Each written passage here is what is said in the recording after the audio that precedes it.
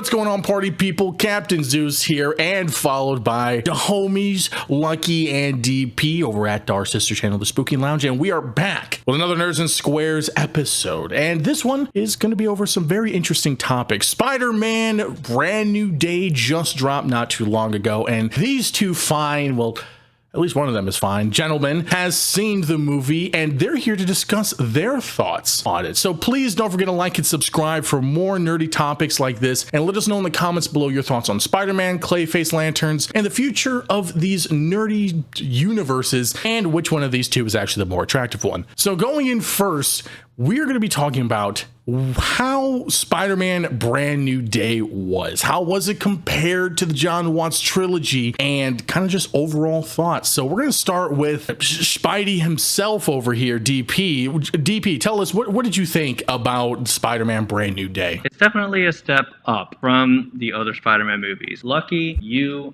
and everyone knows that I'm a very, very big fan of No Way Home, as that, yes, it is fan service, but we got to see the Spider-Man that we grew up with, and that is what made it just beautiful in that aspect for that. But with this movie, it's a more grounded approach on Spider-Man, where we see part of his everyday life. Also, spoilers ahead, just to give you a heads up here. Like, yeah, totally. I forgot to tell you guys that. There's spoilers. There's spoilers. It's okay. I got you, homie. Thanks, homie. I appreciate it. With this movie, it's a more grounded approach that we have for Spider-Man, where we see his everyday life, we see the struggles that he has as Peter Parker and Spider-Man. It kind of just brings it to a real reality check with Spider-Man. Like, yes, like, it's cool to be a superhero, but you're also desolate. You're alone. You're struggling for rent. Give me rent. You'll get your rent when you fix this damn door! Especially in this case, trying to protect those that you love while also protecting billions of people in New York City by yourself without any help, until obviously you meet the Punisher, all that jazz. The thing that I would say the most too is the most beautiful part is the practical aspect of this movie, where with practical effects, John Watts made the mistake of trying to tell the director of this movie, who directed Shang-Chi, to not use practical swinging. And it ended up being one of the best type of swinging that we have seen in a really, really long time. It felt real. It felt genuine. It felt just cool. It just worked for this type of Spider-Man, where you're relying on the reality of his life. You also see him go through changes. We get to see a bit of his rogues gallery. I think that was amazing. And overall, the story was great. The acting was fantastic. The cinematography, oh, beautiful scenes. Even the score was also amazing, also by Michael Giacchino. He's just a master at what he does. But I will say that there are some cons, and there's only a small few. I even made a little list of them right here. Some loopholes here nice. And there. Personally, I think it's kind of crazy. It's stupid with the contracts that Daredevil is not allowed to be in a movie and Spider-Man is not allowed to be in a show. I think it's ridiculous that all the things that were happening in Born Again. Correction. Kingpin is not allowed to be in the movie. Daredevil did pop up in Far From Home. He was Spider-Man's lawyer. But at least in a costume like sense. Because like, it's ridiculous that you see all this stuff happening, because this is the thing that irritates me, is that Born Again, everything is happening. Everyone sees it. Anyone who's in New York knows about it. Spider-Man in this movie, and throughout the time since No Way Home, he's been an active Spider-Man. He's been stopping crime actively. So obviously he knew everything that was happening with Kingpin and just the whole situation there. But I digress on that part. I think we needed more on some of the rogues gallery. We do get to see Tombstone. Freaking fantastic. We see the hand. Didn't get a lot about that. It's cool. The villain that we have, again, spoiler here, Jean Grey. Fantastic. Pretty cool. It could have been a little more in some areas. Out of that, I love the movie. It is a fantastic movie, but I can also say that there are some things that could have been a little better. All in all, I think it's probably the best of Tom Holland's Spider-Man movies. It just felt real and just emotionally grasping. It's a heartbreaking movie as well. So that's what I have to say about this film. You can also just acknowledge that it does have its small flaws. It's just a beautifully done movie. Okay. That's my take on that. Hey, you know what? That seems to be a very popular take. A lot of people have given this movie a lot of praise with a lot of the points that you made. The cinematography, the way the action sequences are going, even the story with Peter. A lot of people are praising those moments. But it looks like Lucky here is purely disgusted by pretty much every word that you just said. And I'm genuinely curious as to what he's going to say in contrast to you. So, Lucky, thoughts on Brand New Day? Yeah, that's a whole lot of BS. Off rip. Number one, yes, it is a more grounded story. Okay, 100%. He is dealing with more of his rogues gallery. He is dealing with Tombstone, and he's dealing with the Hand, and all yada yada yada. Yes, we understand, we get it. To say that like we're dealing with Peter Parker's day-to-day life in this film is absolute asinine. My brother, what is broke about Peter Parker in this movie? Yes, he lives in like an older apartment, but this guy has like high Iron Man tech just stashed away up top, a full pad at the top of his apartment building for free. Mind you, never goes into what does he do for a job? The only thing we see him doing is talking to a cop on the phone. Spoilers, he's talking to a cop on the phone about, oh, I can go handle this. Oh, what is this? How does he make money? We're trying to put Tom Holland into this Tobey Maguire stratosphere, and he's not close. A big part of the Spider-Man thing to me is Peter Parker is relatable not because he's just nerdy. He's relatable because he's a guy struggling to make ends meet while also being the best that he can be. Tom Holland isn't struggling for shit in this movie. He struggles with depression. It's about it. In terms of money, we don't get to see his day-to-day. How is he making ends meet? We know that he comes to the same store every day to get new flowers for Aunt May because she died in the last film. Where does he get the money for that? We don't know. Secondly, what is going on with the Hulk? The Hulk is something I love very near and dear to my heart. I love the Hulk. One of the first hero movies I ever saw was like the old Hulk, right? Like that's probably the oldest movie that I remember like as a kid seeing like Edward Norton's Hulk just pop up. Oh, hold on. When you say old Hulk, I thought you were talking about like Eric Bana, like 2003. Well, I've also seen Eric Bana. I watched it like back to back as a kid. So okay. Because I was so infatuated with the Hulk, right? Yeah. But like what they've done to him in the MCU is an embarrassment to the character, right? And the reason why I say that is because every time we see this Hulk, he's different. He's completely different than what we've seen him before. In She-Hulk, he was the cousin of She-Hulk, and he had this son, Scar. That goes by the wayside in this film. He went to go get milk, never came home. Scar is nowhere to be found in this. Secondly, now Bruce Banner's a professor, right? He's teaching at ESU. He's doing his thing, and he has an inhibitor. And that's shown in the trailer, so I don't want to hear you're spoiling. Shut up. It shows it in the trailer. He's wearing it on his wrist. It's an inhibitor, right? That's supposed to keep the monster from coming out. Okay, but like, why, when it comes off in the film, is he Professor Hulk, and then he instantaneously turns into Savage Hulk for no reason given for that. Because this entire time, we haven't seen Savage Hulk since he got his ass busted by Thanos. The one positive I will say about Hulk, hold on, I'm not done, DP. I'm gonna keep cooking. 1 second. I'm glad that we got to see Savage Hulk because his design in this film was the coolest it's been since the first Avengers movie. He's got the veins, he's bigger, he's stronger, he looks sick. I'm happy that we got Savage Hulk, but why is it every time that we see the Hulk, he's in this different place and there's no explanation as to how he got there? He's just like this villain character for films to throw in a cameo and be like, look, it's the Hulk. We have somebody here that blah, blah, blah. Like, that's not cool to me. The Hulk is a main staple of Marvel. Bruce Banner should be treated with more care along with Hulk. That's just my thoughts on that. Secondly, Jean Grey is not the villain of this film. That's a government agency behind Jean Grey. That, matter of fact, again, spoilers, killed her baby sister. So that is why Jean Grey is going after this government agency, and mind you, Spider-Man is working essentially for the government. So he's trying to stop Jean Grey, not because it's the right thing to do, like Peter Parker would in the comics, but because maybe he's making a little bread off of that. Realistically, what's the other explanation? And then his excuse is, oh man,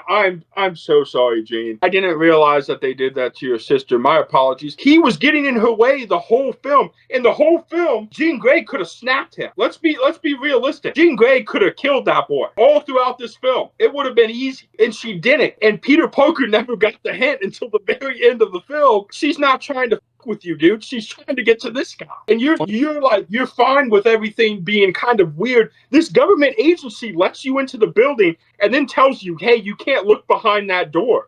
halfway through the film. You can't look in that vault because there's something top secret in there that we don't want anybody to find out. And you don't question it. You go back to hunting Jean Grey for no fucking reason. Excuse my French, but no reason. Zero. Zilch, nada. You're just hunting her for sport. You're not asking any questions throughout the entirety of this film about why Jean Grey is doing what Jean Grey is doing. And we wonder why mutants, and this is actually perfect for the MCU, because we wonder why mutants are disregarded a lot in Marvel. Humanity doesn't like the mutants because they take shit like this and they spin it. She's going after him because he's a dickhead that tortured her sister. And because of that, I know what Kevin Feige's going to do. He's going to turn around. He's going to make that the reason that the calamity that happened in New York, where she was able to like pause everybody towards the end of the film. DP, you know what I'm talking about. She's able to like freeze frame everybody in New York City essentially because she's not pissed off. She's a psychic. She's hella powerful. He's going to use that as the reason why people distrust mutants. That's what he's going to do.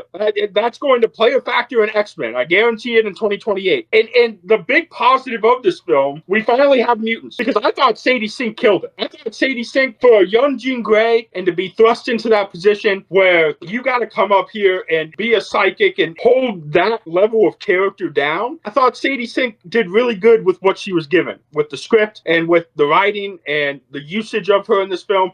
I thought she did a damn good job. I'm excited to see her in more X-Men projects. The final thing I want to talk about, then I'll give it back to you, DP. The final thing I want to talk about is Punisher, bro. Punisher in spurts in this film was really good. And other spurts in this film made no sense. Because I understand that the Punisher has his own kind of moral code, if you will, right? That's prevalent in the old series. That's prevalent in Daredevil. That's prevalent in everything that the Punisher is a part of. But the Punisher also is a smart guy. You know what I mean? Like, he's an intelligent person. Frank Castle knows right from wrong. He knows when somebody's bad and when somebody's good. In the whole movie, they just make him out to be basically a mass murderer. Like, they make him out to be like a government shell dog, where he's just like going after Jean Grey. And even when Spider-Man comes to his senses in the movie and says, hey, Jean Grey's okay, Jean Grey's okay, he snipes her. He shoots. And Spider-Man has to hold her, turn his back, and he gets shot by Punisher. Because even when Spider-Man is telling you, hey, she's not the bad guy, she's not the bad guy, this dumbass sits there with a sniper rifle and tries to shoot her. I want Kevin Feige to understand. I understand what you're doing in bits and pieces with these characters. I do.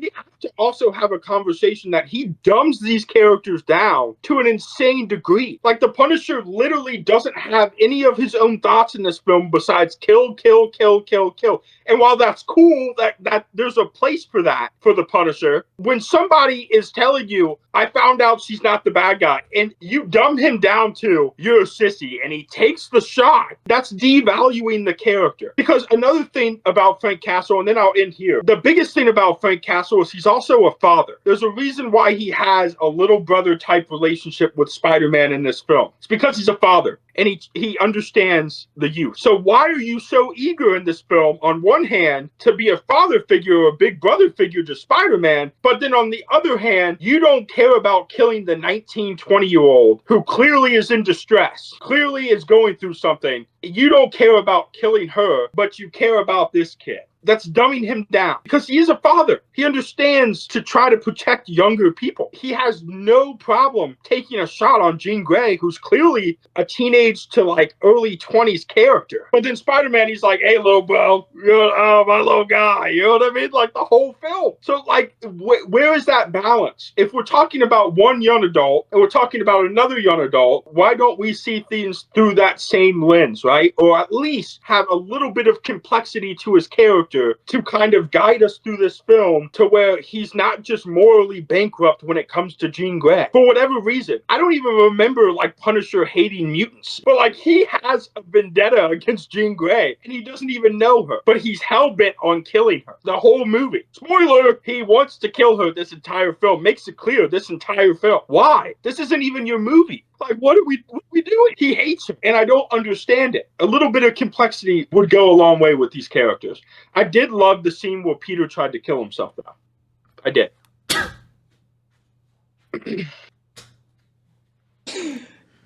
Well, two things I was going to say real quick here. So, with the Punisher trying to kill Jean Grey, to an extent, he doesn't know anything of what's going on. Like, he knows nothing about the situation. So, I could see why he would still try to shoot her because, like, in the moment, he's only seeing the potential threat, not seeing the actual deep part that's happening with Peter and Jean at the moment. So, but before that scene, Peter tells him to not take the shot. He is going to communicate with Jean Grey and talk to Jean Grey. Yes. And the Punisher still makes the decision to take that shot. Yeah, which I get it. But with the Punisher, he's a stubborn guy. He sees the threat, even if Peter says it, he doesn't agree with like the way that Peter does things. So then he's like, he's impulsive. You know what I mean? That's a child, though. He's not impulsive with Spider-Man. He's not impulsive with the teenagers that have been featured in his own show. The only person he's been impulsive with when it comes to young adults and teenagers is all of a sudden Jean Grey. That's the only person that he doesn't give the grace to, that he has other young adults and teenagers in previous shows and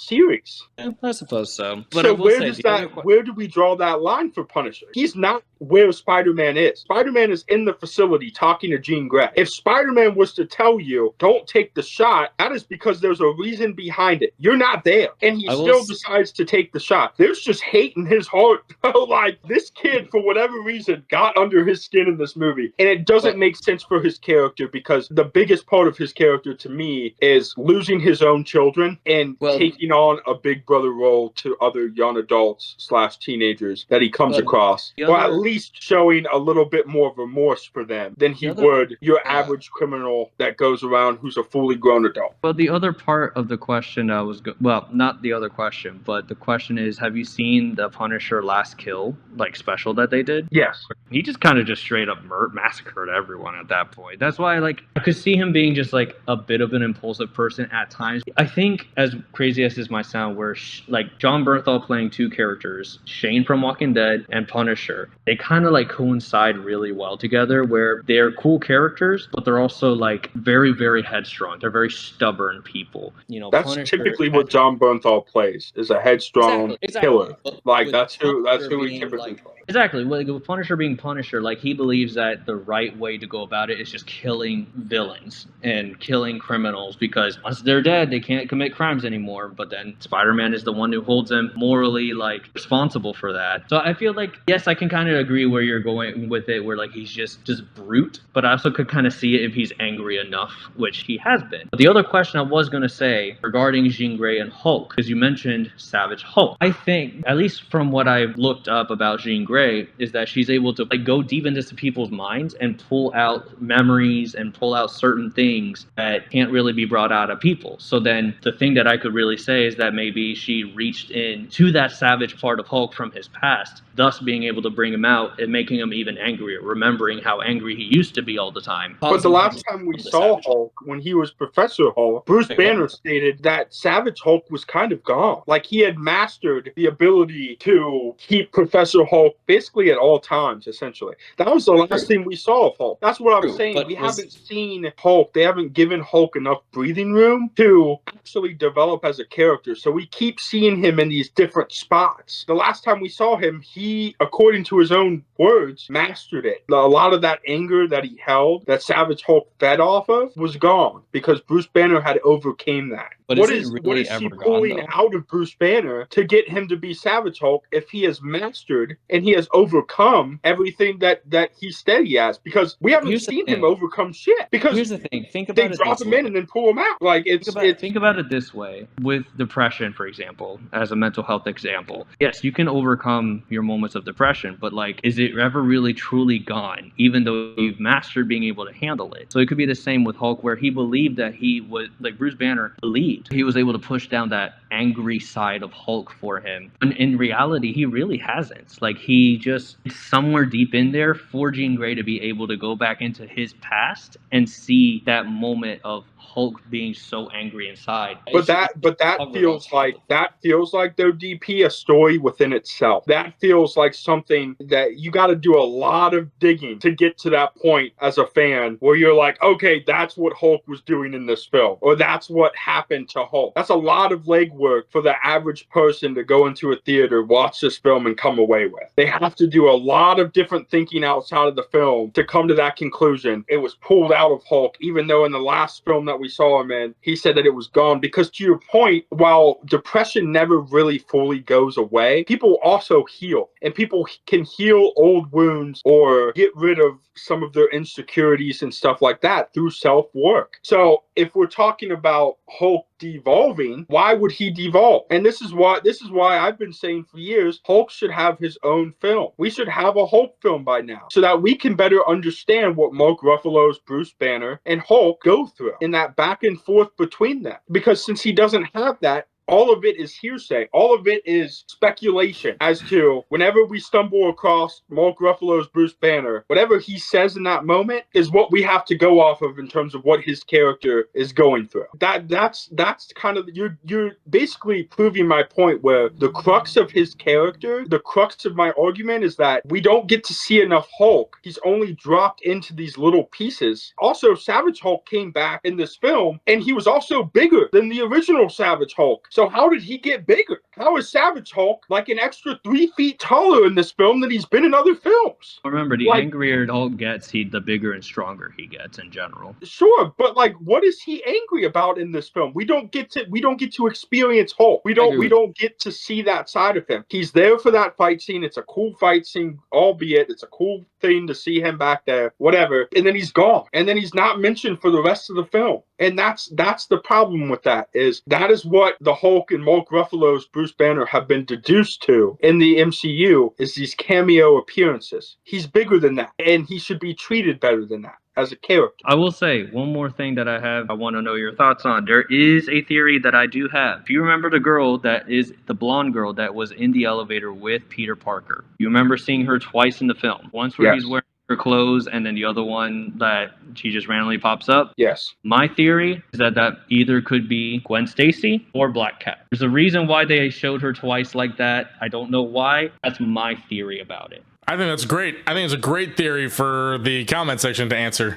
I actually wanted to talk about Wonderman for like a fat second, but no, it's cool. Yeah. I totally get, like, you guys really were into this movie. I totally get both sides of it. I haven't even seen the movie. I wasn't gonna see the movie, but the fact that the way this argument has gone between the both of you, it kind of makes me want to go see the movie to see what both points you guys are making, and to obviously make my own judgment, of course, but also to see, like, all right, maybe there's something that they're missing. Oh, maybe this explains this reasoning behind it. Let me clarify.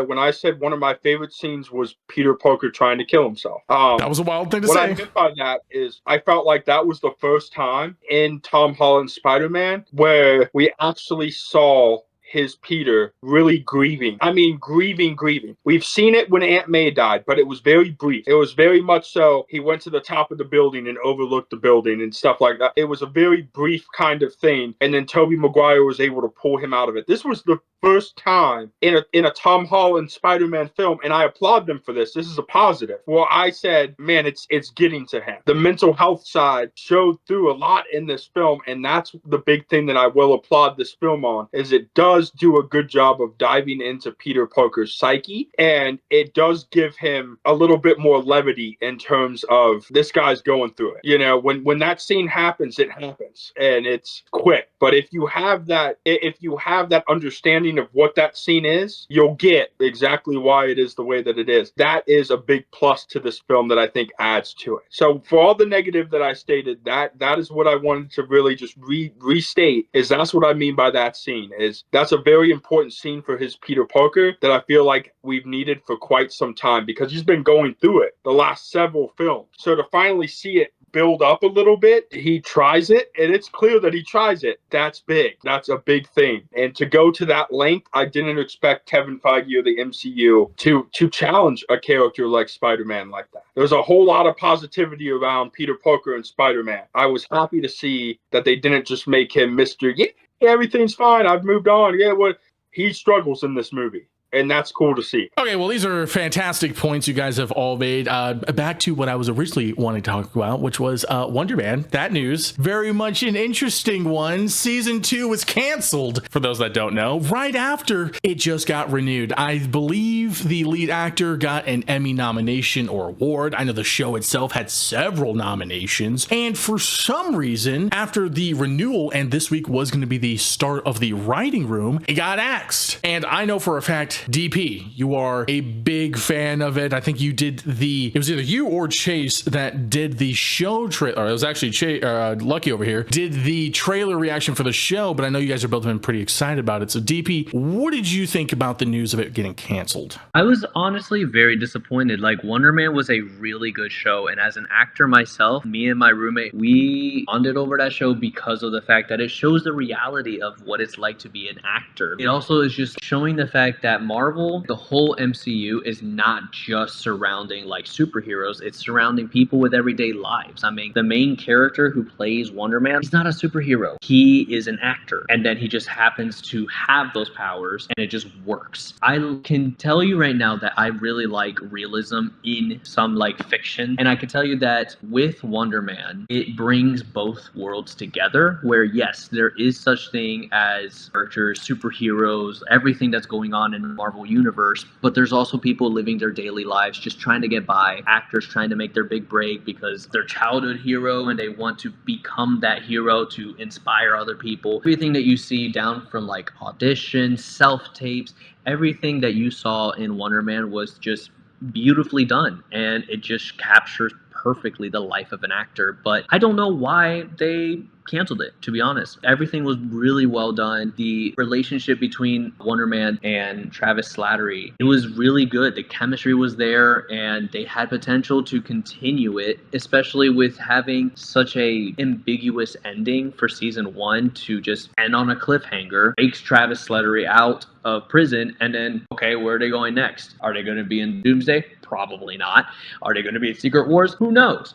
Are we going to ever see them again? At this point right now, who knows? That's the part that's so frustrating. Not all of Marvel shows have been perfect. I can acknowledge that. I can admit to it. But this was a genuinely amazing show, and they just trashed it. For what reason? Nobody knows. They're like, the views were great, the Rotten Tomatoes were great, the audience loved it. Genuinely, I would like to know some answers, because I was excited for a season 2 and we just got nothing.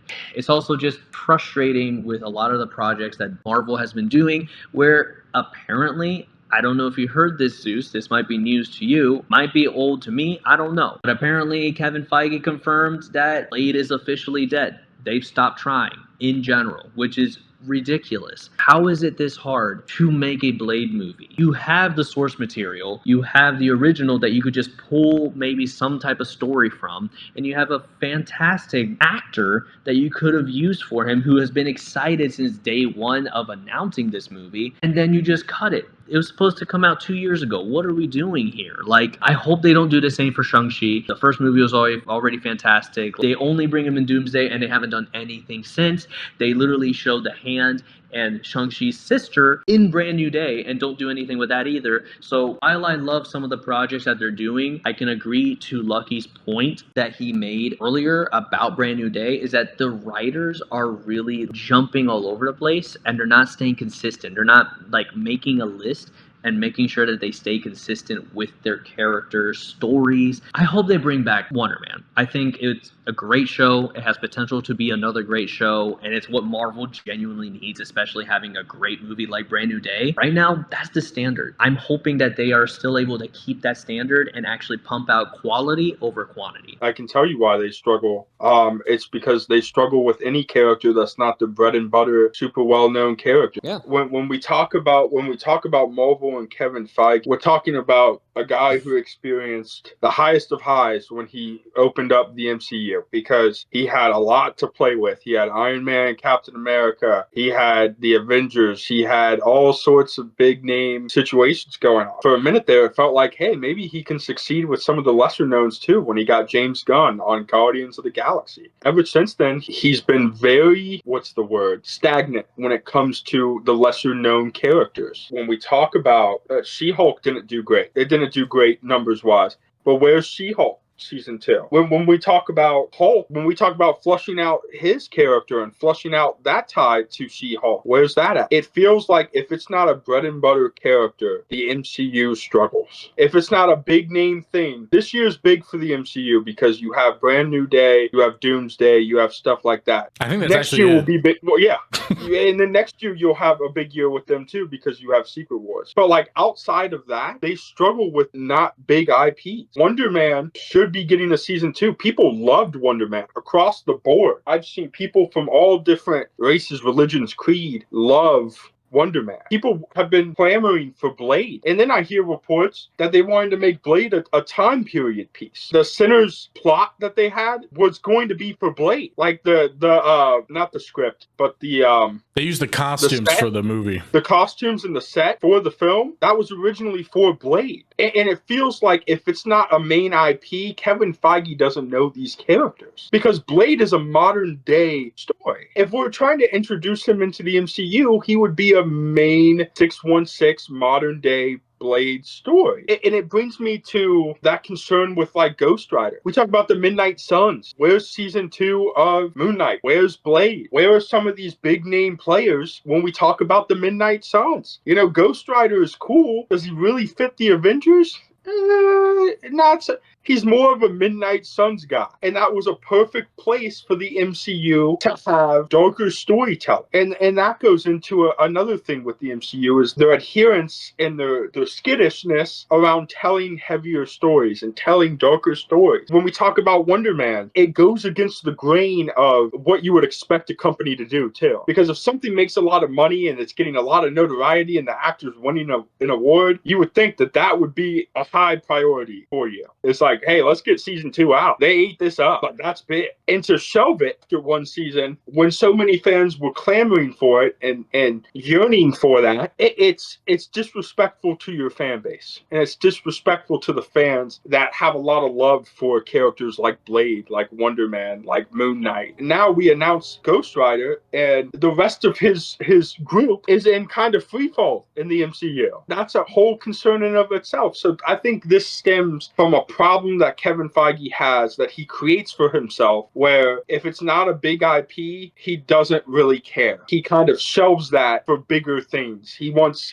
the bigger fish to fry. But Wonder Man was making you a ton of money. That was a great thing to kind of build up here on this side while you're doing these bigger projects here with Brand New Day and Doomsday and Secret Wars. You can have your cake and eat it too a little bit with this. When you shelve that character, now you're giving all these fans pause to say, okay, does that mean Wonder Man's gone? Does that mean just like that, one season Wonder Man's gone? Because there's tons of Wonder Man stories to go off of in the comics. There's tons. The same way there's tons of Moon Knight stories to be told. The same way there's tons of Blade stories to be told. That doesn't require you to go back to the 1800s. There's tons of Ghost Rider stories. There's tons of Midnight Sun stories that could have been really cool, rated R, for the fans, by the fans. And when they don't do this, and this is a perfect kind of thing that we're going to be talking about here shortly with the DCU, the lack of willingness to go to there is concerning. The only rated R film was Deadpool Wolverine, right? For the MCU? Yeah. So far. And that didn't really go into much deepness. It more so just cussed a lot. It was more so kind of a buddy cop film, which again, it worked. It was a fun movie, whatever. But like, Kevin Feige doesn't like to touch on very serious things and go through very serious topics with very serious characters. And that is a part of their downfall, in my opinion.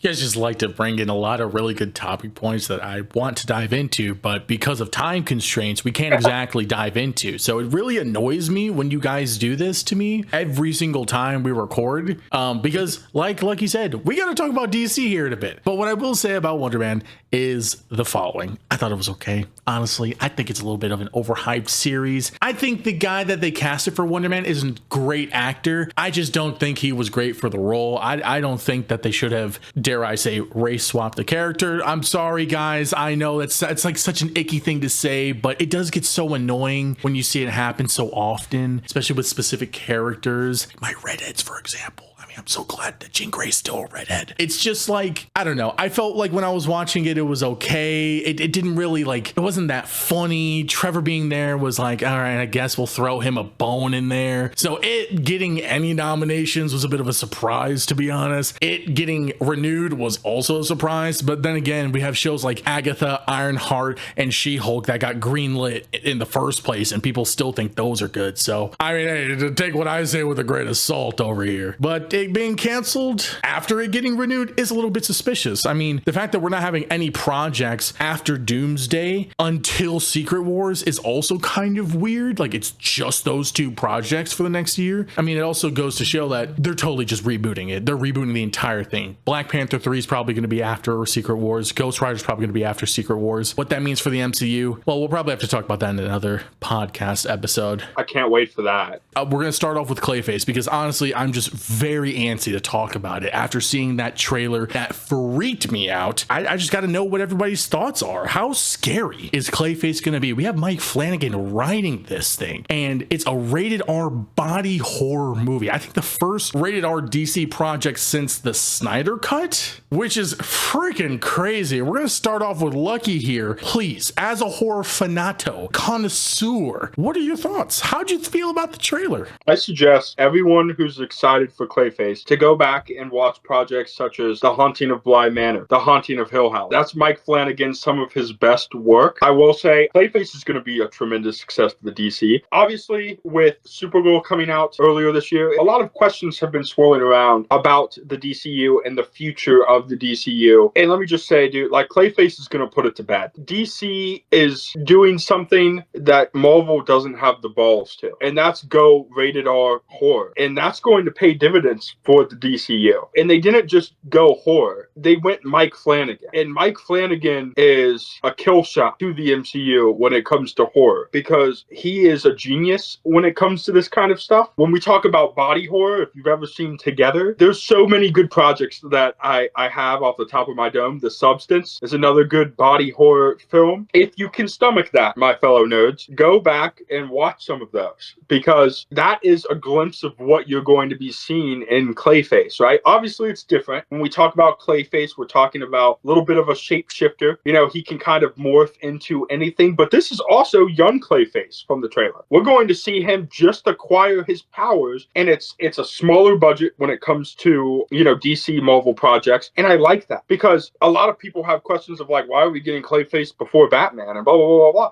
This is a great introduction into the DC Gotham City. We're going to get to see Clayface kind of in all his glory be the new face of Gotham, which is what the trailer says. And that is a great introduction into Batman and into that rogues gallery and into that side of things. And see, this is another thing that when we talk about the differential between Marvel and DC is they're not going to kill off characters too soon. They're introducing you to this guy right now to let you know he's going to be Batman's problem for the foreseeable future. And another thing that Mike Flanagan's going to do, and I hope people really hear me on this because I've heard a lot of talk on Twitter, heard a lot of talk on TikTok, a lot of guys yapping from the Snyderverse and all that kind of stuff, blah, blah, blah, blah, blah. I don't think you guys really know who Mike Flanagan is. I'm talking about Big Mike. This isn't going to be a coming of age story for Clayface. This is going to be a monstrosity. He's going to be a full villain in this. This is going to be a problem. And I'm telling you, when it happens, when it drops this year, and I know you sneaky buggers are going to go see it. I know you are. Even the ones that say you're not, you're going to go see it because you're intrigued by it. Because it gives you something that Marvel doesn't have the balls to, right? It gives you a real horror feeling in comic. It gives you that gut-wrenching feeling because it's nasty and it's gritty and it's something different. This isn't a $200 million project with a bunch of CGI fights. This is going to be as practical as they can make it. This is going to be in the slums of Gotham. This is going to be a failed actor turned menace to society. This is going to be one of the best films of 2026, and I put my stamp on that when we talk about any of it. When you talk about the type of grit that it takes to make this film, I hope you guys understand the lead actor of this film that played Clayface was filming this with a torn ACL, and he did all his own stunts and stuff like that for the film. So when you watch him in this film and he has a limp, it's because that actor is getting to it. He's getting busy. He's not for the cameras and shit. He's not for the glitz and the glam and none of that. He knows what this project is. Mike Flanagan brought him on to tell you what this project is. And it's rated R. It's going to be hell in your face, dude. And I'm telling you, people want to talk this, that, and the third about DC. It's going to set it up perfectly. And you guys are going to be a big fan of Clayface come October. I promise you that. Go ahead, DP. Say something that I didn't say.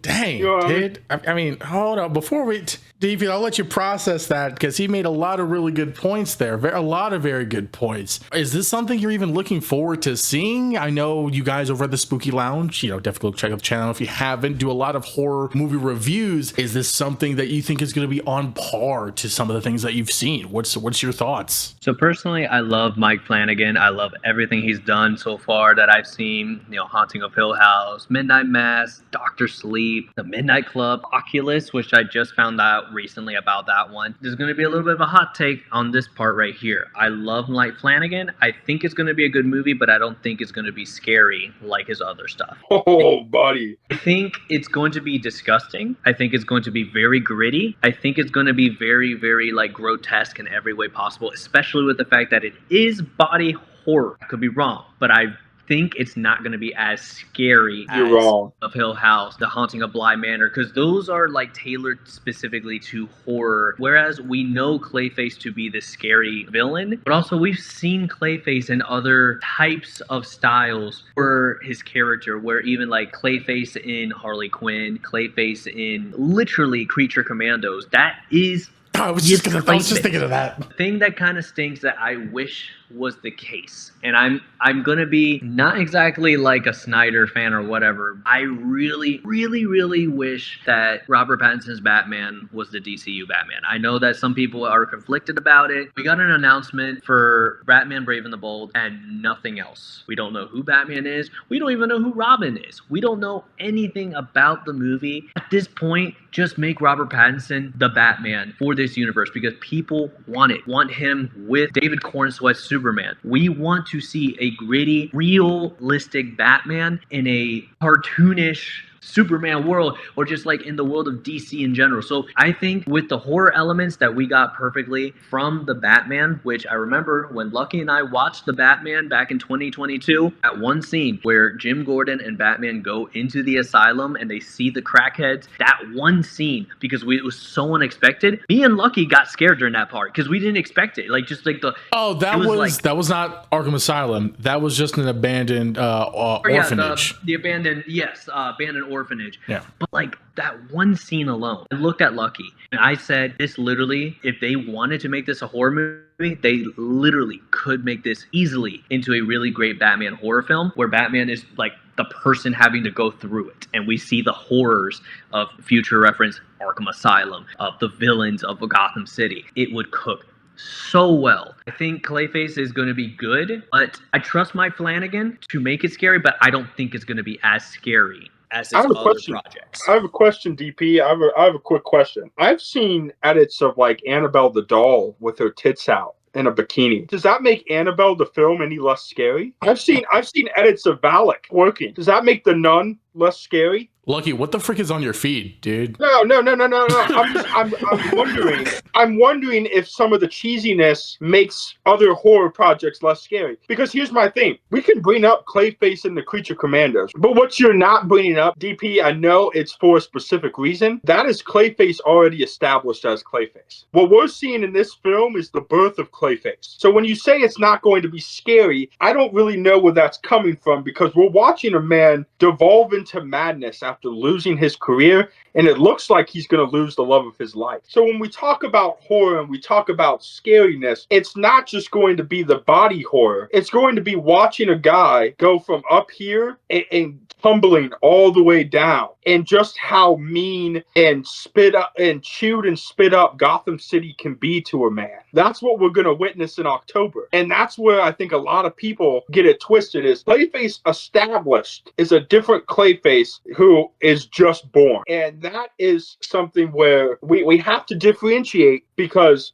I think it's going to be a lot scarier than people give it credit for because of that. I still have to finish through and through Creature Commandos, but to my knowledge, from what I've seen, isn't Clayface in Creature Commandos a little Yes. bit of comedic relief in the show? So then, like, Yes, but he's not really. He's established already as Clayface though too. Like it's something where in Creature Commandos you're also following a bunch of villains. It's also a different setting for him. Like we're gonna be seeing this from the viewpoint of the actor failing and devolving into this monster. I guess and it could be that's the why I same think with. that horror is going to be really there with Mike Flanagan. It's like this is a different type of story than what we'd see him in terms of we're getting more of an Arkham Clayface rather than a Creature Commandos or Harley Quinn type Clayface. Kind of the same with like Clayface, with like Batman in general, like where Batman's a bit of a sillier character in Harley Quinn to all of his other like media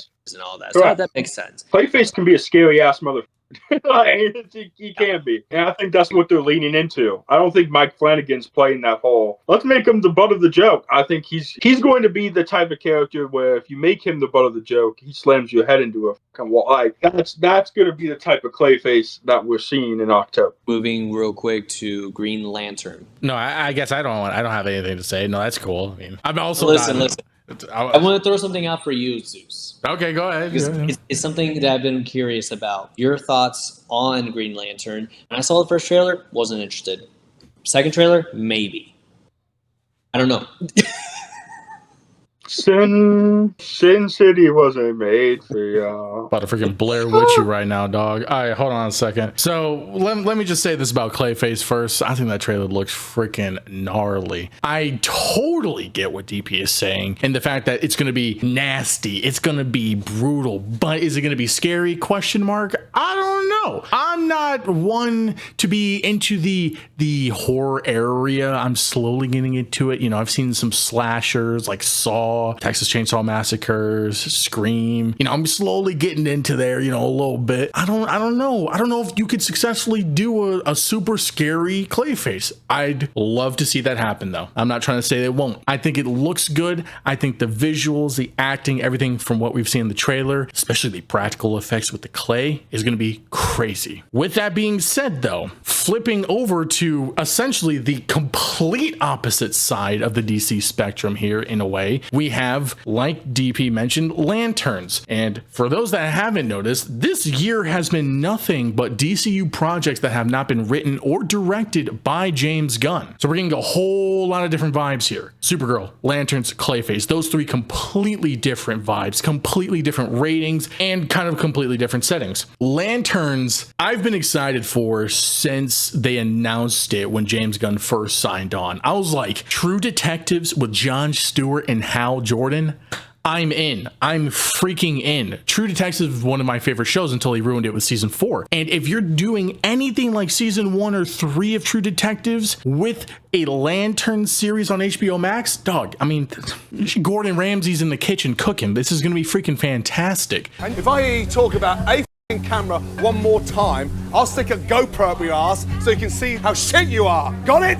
I do see some of the concerns with the first trailer that originally dropped where it's like, oh, it's too down to earth, it's too gritty, it's not enough cosmic. Meanwhile, the entire advertisement was it's True Detectives but Lanterns, so it's kind of exactly what that was supposed to be. And then we get it with the second trailer. You get all the cosmic stuff, you know? We see Oa, we see Sinestro, we see more lantern blasts. I loved the first trailer. I thought it set the tone perfectly. Second trailer still keeps that same tone, but just gives it what the other fans wanted as well, especially since we know who the villains are, and that's the Manhunters. Not talking about the ones from Mars. I was gonna say Martians. They're Martians. But Come on, man, they're not about the same. Come I know now. they're not the same thing. We're saving that boy for Superman Man of Tomorrow. Yo, probably. I mean, we're getting Brainiac in there too, so we're saving Big Martian for Man of Tomorrow. I think Lanterns is going to be absolutely fantastic. I think people are going to be coming in with very low expectations and are going to be pleasantly surprised. Aaron Pierre as Jon Stewart, perfect casting. I cannot literally visualize anyone else as Jon Stewart. Kyle Chandler,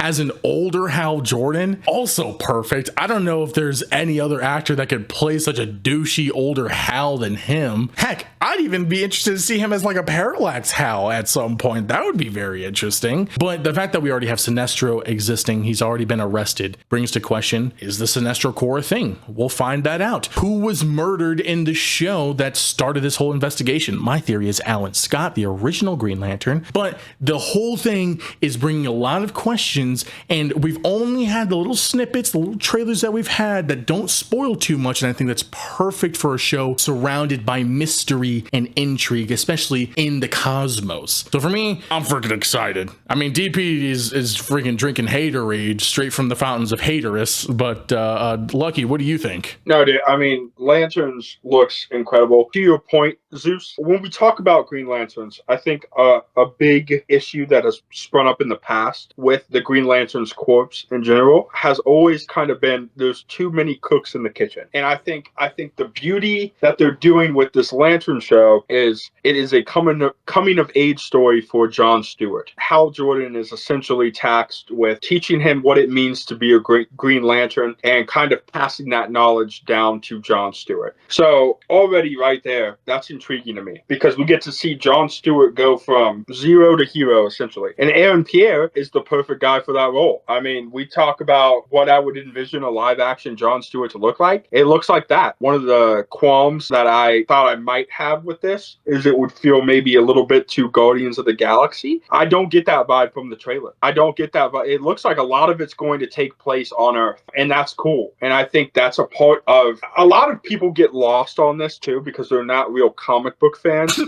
They think they are. They believe that their opinion matters more than everybody else's because they're just louder. Tell them. That doesn't equate to knowledge. The Green Lantern's Corps, and when we talk about the Green Lantern's Corps, they are essentially space cops. They are essentially investigators. So when we talk about why are we investigating a murder and blah, blah, blah, blah, because that's their job, doofus. That's their job. They're investigating the galaxy, basically, for laws being broken. Green Lanterns has always been kind of that stronghold in the galaxy, the same way in Marvel, it's the Nova Corps. You know, that is kind of how the Green Lanterns operate. Secondly, Sinestro looks perfect. Sinestro looks fantastic in this trailer. No notes on Sinestro. My bet is that we're going to, in this series at some point, see either the beginning or the creation of the Sinestro Corps. And that's going to be pretty sick. And what I love about this that DC failed at with Ryan Reynolds so many years ago is we are establishing the Green Lantern Corps in the DCU. We don't need a young Hal Jordan and a young John Stewart.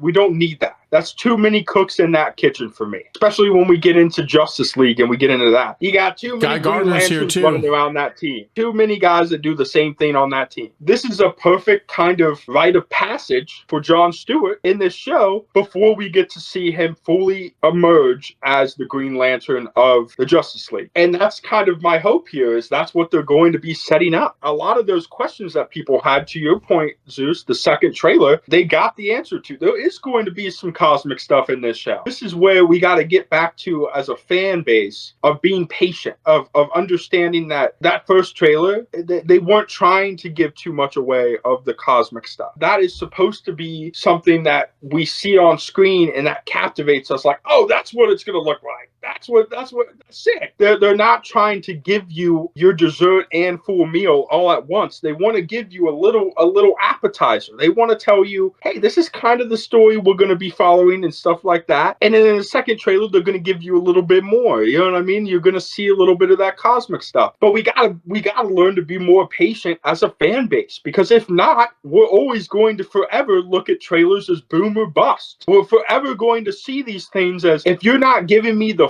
full season of Lanterns in this trailer, then I'm not watching it. That's stupid. You're stupid. Let's not throw away this show before we even see it air. It's got a cool storyline. They're investigating a murder. We're seeing a coming of age story about John Stewart. We haven't seen John Stewart since the little glimpse in the Snyderverse, but real John Stewart we haven't seen in until the animated series of the Justice League Unlimited. We haven't seen John Stewart in quite some time. So let's get excited that we get to see John Stewart again. Let's get excited that we get to see Hal Jordan. Let's get excited that they're doing right by the Green Lantern's Corps and is going to fit better than any film could, because Green Lanterns is too big and too robust to tell in a movie format. That's what we saw Ryan Reynolds fail with. You have like 30 different Green Lanterns in that film. Let's get this buddy cop show going a little bit. Let's see the rite of passage from Jon Stewart. Let's see how Jordan in his older age and his disgruntledness and how he manages to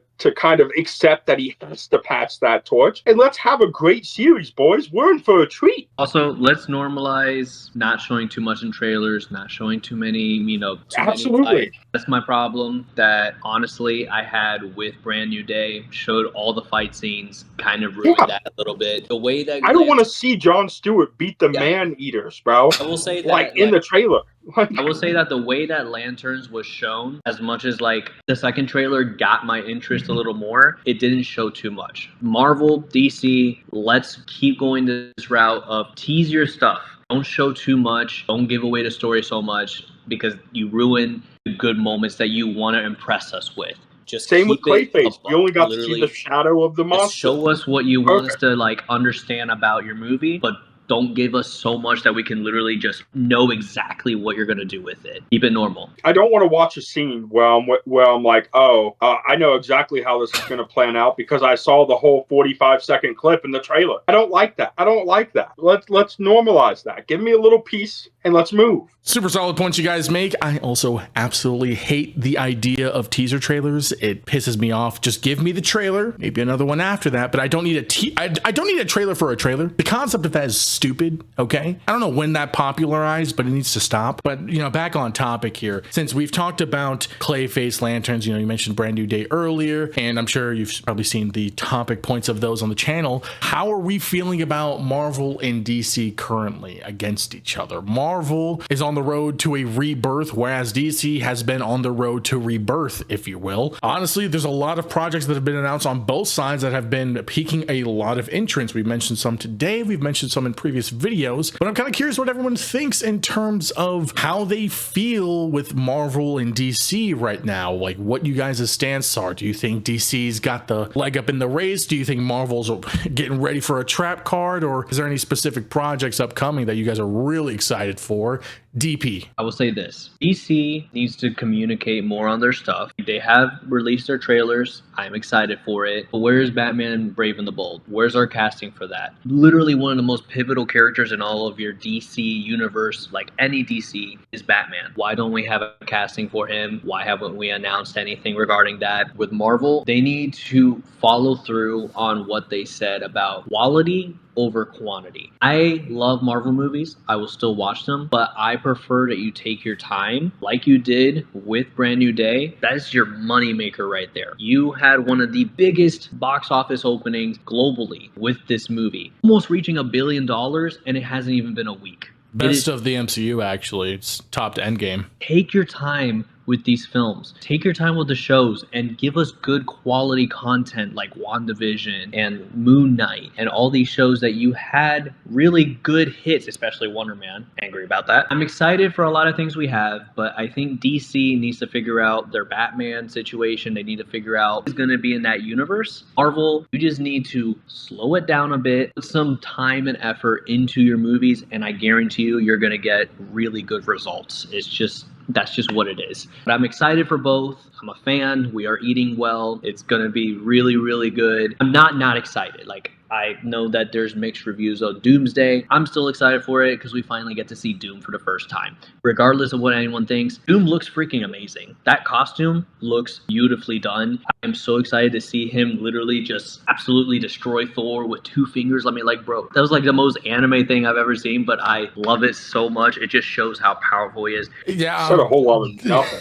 Doomsday is a whole nother topic. That's a whole nother topic. I'm going to finish off with this. A lot of people are jumping the gun when it comes to the DCU, saying that, James Gunn's universe is over before it really gets started and this, that, and the third. Look, when it comes to their live action, they've had Superman and they've had Supergirl so far. Of course, there's not going to be a major tonal shift. Those are 2 different characters in terms of tone, but they have the same powers. You know what I mean? Like, it's the same family. It's the same family. So when we talk about the DCU, I have kind of projects, going back to what you said, Zeus, I have projects circled for each. The big one that I have circled for the DCU is simple. It's Clayface. Clayface is going to make the DCU. I don't think it's going to break it at all. I think that's going to be a lot of people's real introduction into just how different tonal shifts can be within this universe. I think a lot of people are sleeping on, wow, Superman and Supergirl kind of felt tonally similar a little bit, and it feels a lot like James Gunn in every film. That's not going to be the case in Clayface or Lantern. They're going to be vastly different in terms of tone. And they promise that in terms of this first phase and in terms of the DC universe. There's going to be a lot of different tones, and not everything's going to be PG-13. They are delivering on that promise bright and early, like Clayface this October. For the MCU, the big project that I have circled, it's X-Men in 2028. I think the MCU's future hinges on X-Men in 2028. I think when we talk about rebooting a universe, Doomsday, I have a lot of thoughts on. That can be a podcast in and of itself. Yeah. I don't love it. I feel like the MCU has kind of panicked into this reboot a little bit of the universe. Instead of exploring other characters, we now are getting back-to-back years of Doomsday and then Secret Wars. And that's going to reboot everything. I think they kind of have fallen on their sword when it comes to this multi-dimensional conversation. And obviously Kane didn't work out, and they kind of shifted focus to now Doom and Doomsday. That has kind of given the MCU as we know it a shelf life in a way. Well, now it's like projects like Blade and projects like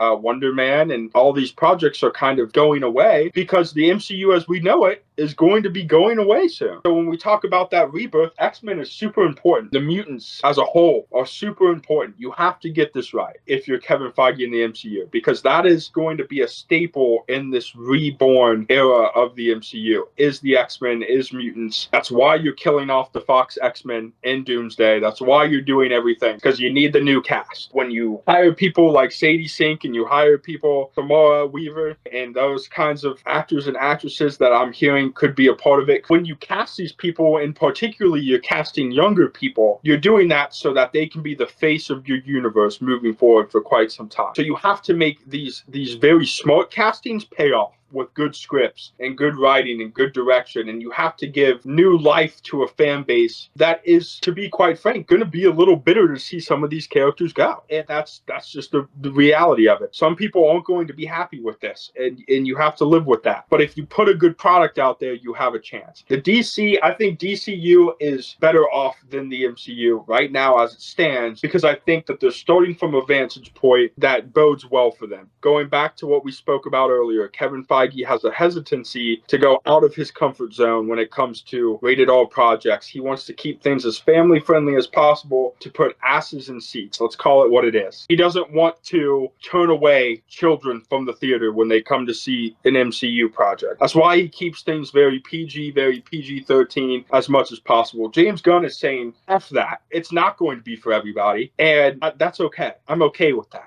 I'm okay with Clayface being a horror project. I'm okay with Lanterns being different and not pet detective show. I'm okay with people being uncomfortable, and that's where I think James Gunn is going to thrive with the DCU. Is the DCU, I think, naturally can tell darker stories than Marvel from time to time. I think the DCU thrives in that, DC as a whole, and I think the fact that James Gunn is more willing to lean into that is both the demise of Kevin Feige and the rise of James Gunn in the DCU. And that's kind of where I'll leave it for now. But Blade pissed me off, Moon Knight pissed me off. Now we have Ghost Rider. There's a lot of unknowns when it comes to Marvel. And Kevin, you are scared shitless to pull the trigger on rated R projects. And James Gunn's got one coming. It's coming. Not we're thinking about it. Not we're hesitant. It's here. You got to get on the train or you're going to miss the bus. And a lot of those fans that you have, Kevin, are grown up now. And this is directly to Kevin Feige. A lot of those fans that you had children in their seats watching the first Avengers movie, those are grown-ass adults now. So when you cancel projects like Blade, when you cancel projects like Moon Knight, when you're scared of rated R, you're pissing off a big majority, not a majority, but a big portion of your fan base. Because we also want to see what the MCU could be like taken seriously. But if you don't take yourself seriously, we can't take you seriously. And that's where I'm at as a Marvel fan. I like Marvel. I'm a big fan of those characters. But if I can't take you seriously, I'm sorry. Like you're not going to get me excited. And that's kind kind of where I'm at. I trust James Gunn, and I trust the hell out of Mike Flanagan that when I go to watch Clayface, it's going to be a horror thriller. And I'll leave you with this. I know that Clayface is going to absolutely bang, because the small circle of horror people that I have on my Twitter feed that I talk to that are big cinephiles that watch all the horror you want to watch, the nutcases, the job, they are saying that this is going to be the best horror movie next to Obsession this year. I have a friend who has already watched Clayface on Twitter, and he's given it a 5 out of 5 and said that it's the most unsettling experience he's had in a theater to date. He got to see an early screening of it, and he guaranteed me that it's going to be up there with the likes of Obsession from this year in terms of horror. So that's what you have to look forward to, DC fans. A monstrosity is coming in October. I don't know how I'm supposed to follow up with that. That was like, you had like 7 really good ending lines. Like I should just retire at this point. Damn. Okay. I guess I can give my opinion now. How do I feel about Marvel and DC currently? That's a giant topic point that we could probably cover in another podcast episode, but to make it short and sweet for all of you sweet teeth out there, I think DC is in a lot better of a position than Marvel right now. I think Lucky made very solid points to that point there. DC, as I've mentioned before, is rebirthing while Marvel is resetting. James Gunn has been very clear from when he started what this chapter of the DCU is going to be about, what projects are going to be in the works. He's been very vocal about the only reason things are going to be getting the green light is if there's a pilot, if there's scripts before we even get casting, all of those have to be done. A very well thought out plan of how projects are going to be made and or removed from the slate, very much how movies were done in the past, and same thing with shows. James Gunn bringing a lot of experience here, probably as well his experience with Marvel, to improve the DCU right after the tail end of the DCEU that burned in an abysmal bomb of fire. Like the points that we've mentioned today already, this year DC has a lot of projects that are for really everybody. You've got the family-friendly Supergirl movie, which I'm hearing great things about. A lot of people just didn't go see it in theaters, most likely because of uncertainty. We have Lanterns coming up here for those that like a down-to-earth true detective type show. It's probably not going to be like full-on rated R, TV-14, probably TVMA, but not like anything past what the Penguin did, which we had the Penguin last year, if I'm not mistaken, and it was also phenomenal. And then we also have Clayface, which is rated R body horror. Like that's 3 different types of projects, 3 different styles, characters, etc., to give you something to look forward to if one of those didn't pique your interest. And a lot of people do forget, we had Creature Commandos starting off the DCU. That was the first DCU project that went off the ground, season 1 of Creature Commandos, and in my opinion, very good, hilarious, probably one of James's best work. I don't know if I'd say better than season 1 of Peacemaker, but one of his best work. Meanwhile, we have Marvel, which has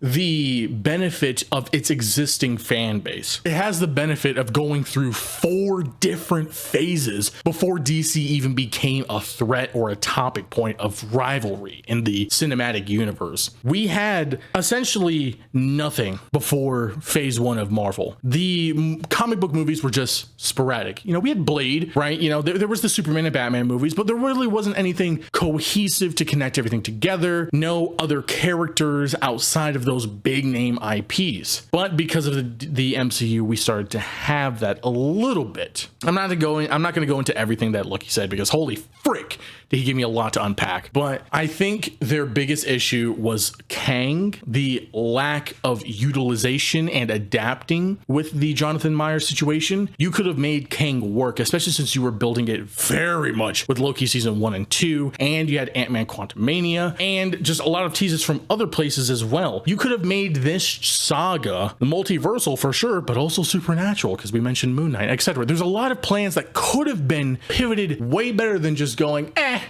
out the window, here's RDJ as Dome, and we're resetting everything after that. That doesn't sound like a plan to me. That doesn't sound like something a visionary of creative ideas of a multi-phased cinematic universe would do. Then again, this is the same kind of universe where shows like Ironheart, She-Hulk, The Marvels, these projects get off the ground that nobody liked, nobody asked for, and yeah, DP, you heard me here. I said nobody liked it. Ironheart was good. Ironheart was good, and you cannot say otherwise. A lot of people liked it. No, I will stand by that. It's a vocal minority of people that liked it. You want to know what doesn't make sense about Ironheart? The fact that we had Mephisto in a show that had nothing to do about him, whereas he should have popped up in WandaVision, the show that had everything to do about him. But hey, I guess that doesn't make sense, or doesn't need to make sense. I have a question to ask the viewers really quick too before we hop out of here. DP, when you said where's Batman Brave and the Bold, a load of bullocks.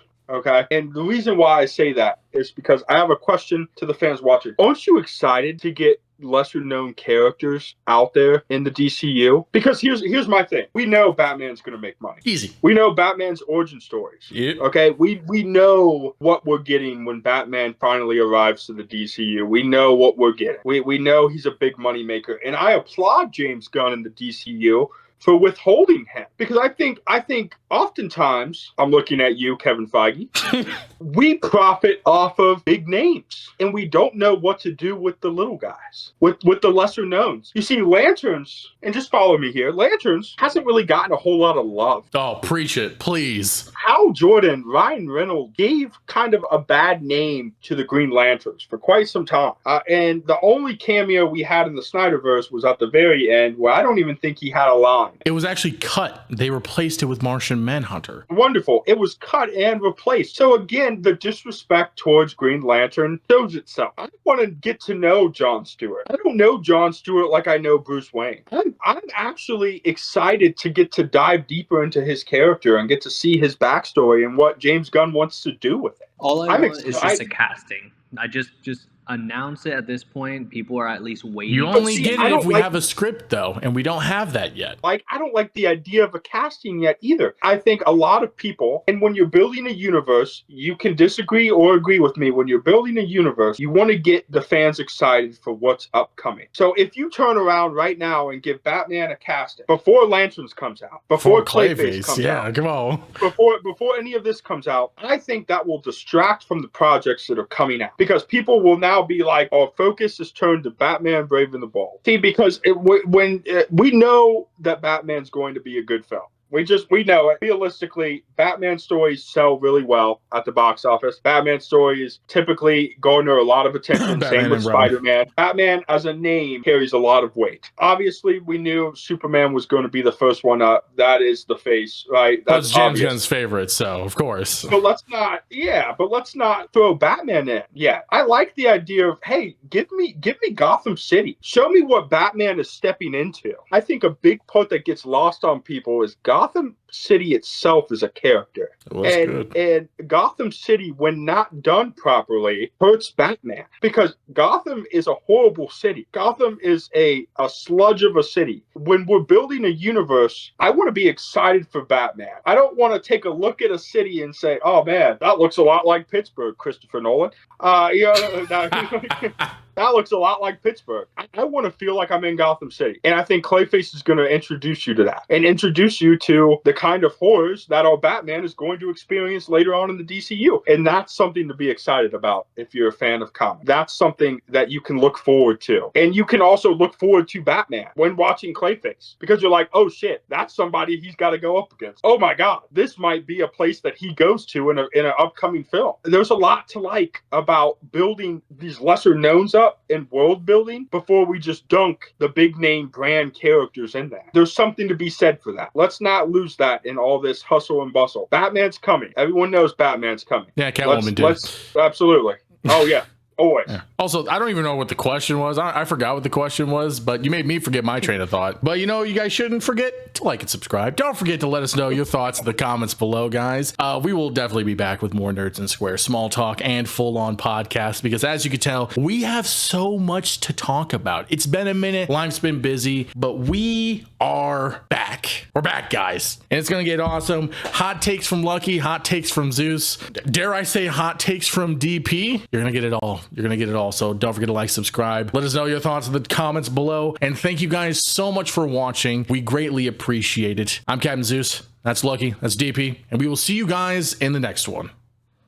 Bye. Deuce. Okay. I liked it.